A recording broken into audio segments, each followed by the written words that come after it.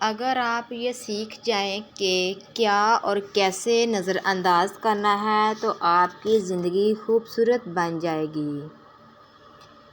دوست، وقت اور رشتہ دار انسان کو مفت میں ملتے ہیں لیکن ان کی قیمت بچھڑ جانے کے بعد معلوم ہوتی ہے۔ اگر رزق عقل اور دانائی سے ملتا تو جانور اور بیوقوف زندہ ہی نہ رہتے۔ ہر وہ انسان دو ٹکے کا ہی ہے جو کسی کے دل میں جگہ بنانے کے بعد بھی اس سے بہتر کی تلاش رکھتا ہے۔ کتنے تعجب کی بات ہے، جب کہیں وفاداری کا ذکر ہوتا ہے تو ہم انسان کتوں کی مثال دیتے ہیں۔ جس کو تقدیر پر یقین ہوتا ہے وہ اپنے اوپر نازل ہونے والی مصیبتوں سے نہیں گھبراتا۔